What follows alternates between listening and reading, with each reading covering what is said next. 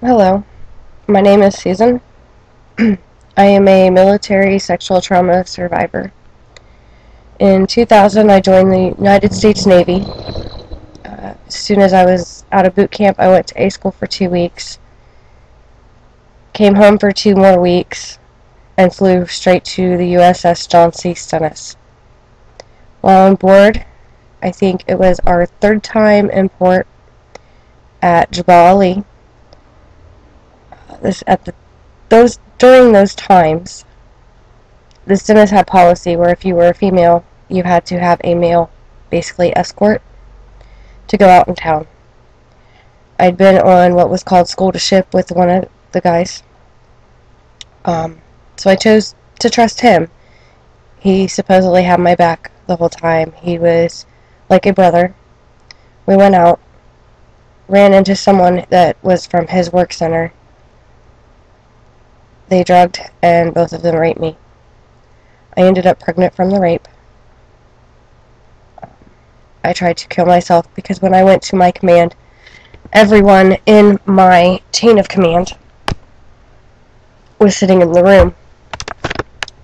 They all looked, well, it was from my lieutenant on down to my first class.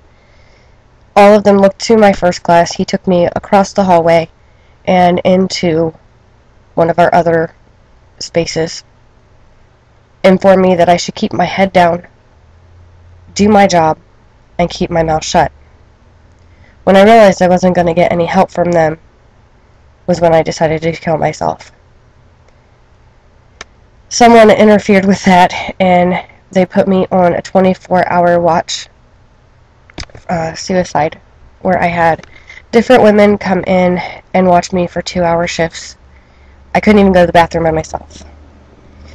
At that point, my command decided that when we got back home to San Diego, which was our home port, that I would then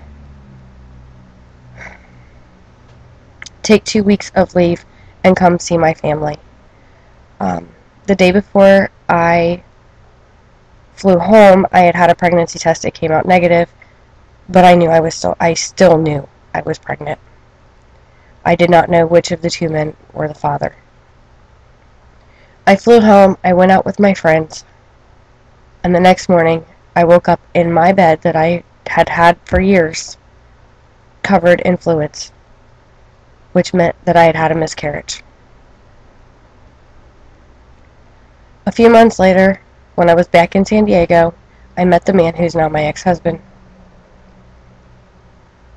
I got pregnant with our oldest son.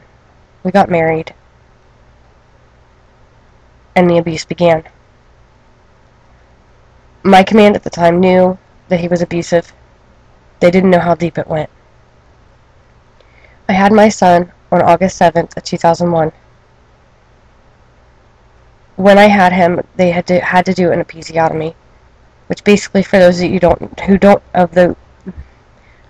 who don't know, that means that they had to cut me in order for me to have a natural labor. They cut me in 5 separate places, and I had about 10 stitches in each cut.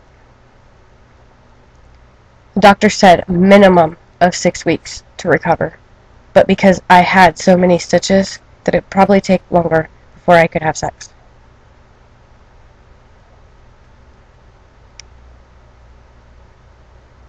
Two weeks after I had my son, my husband at the time decided he could not wait any longer, forced me to have sex with him. The whole time, I was begging him to stop, crying in pain, and screaming. At one point during that assault, he stopped, looked at me, and said, "What is your problem? Why are you crying?" And I said, "You're hurting me." He continued until he was finished. He was very, very abusive, physically, emotionally, and sexually. After that first incident of rape with him, he took it upon himself to take it whenever he wanted it. In any form, in any way. Didn't matter. how bad it hurt, and how much I begged him to stop.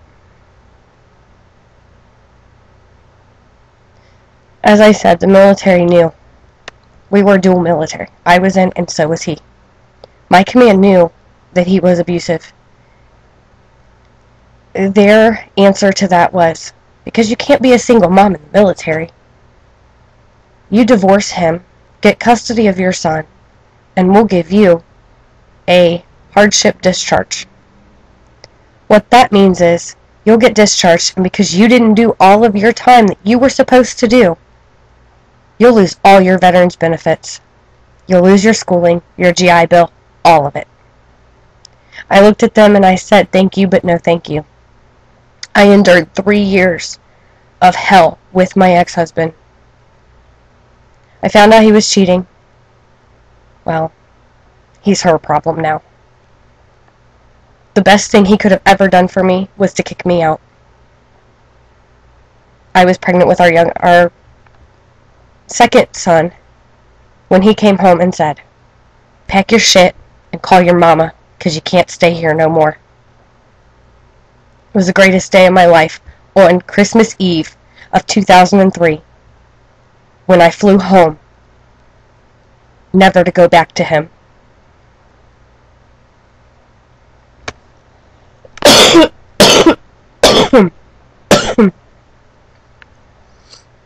This is just my story. There are thousands upon thousands of women who were in the military who were raped by someone they were supposed to trust. For me, it was 2. Because while I was raped by 2 different men overseas, only one of them was supposed to be like a brother to me. He was supposed to take a bullet for me. He was supposed to make sure I was not harmed. The other one I didn't know from Adam, and I didn't trust him. But the second man who violated that was the man who took a vow to love and protect me, to honor and cherish me. And to him, I was simply an object. I didn't matter, and I know I still don't. Just so it is known, I know if he sees this video, I will have death threats against me. Because he still does that with our children. Anytime I do something he doesn't like with our boys, I get a phone call and a death threat. So I hope he sees this, and I hope he does threaten me. Because I'm not playing this game anymore. I have the power, I have the control, and he has none. He cannot hurt me ever again. My rapist from overseas cannot hurt me ever again. Because I am strong, I am powerful, I am beautiful, and I am worth it. I hope other survivors are watching this, because you are strong, you are powerful, you are beautiful, and you are worth it. I hope we all can stand together and teach our government that this is unacceptable. I suggest to every one of you who are watching this, please go find a viewing and a screening of The Invisible War. Preferably one with a panel to speak afterwards and tell their stories. I had a showing in my hometown just this last weekend, and I felt so wonderful after it was done. It was the first time I shared my story publicly. We need to raise our voices together and stop military sexual trauma. Stop the rape. Stop the harassment. Stop it all. Let's show these rapists they cannot and will not get away with it.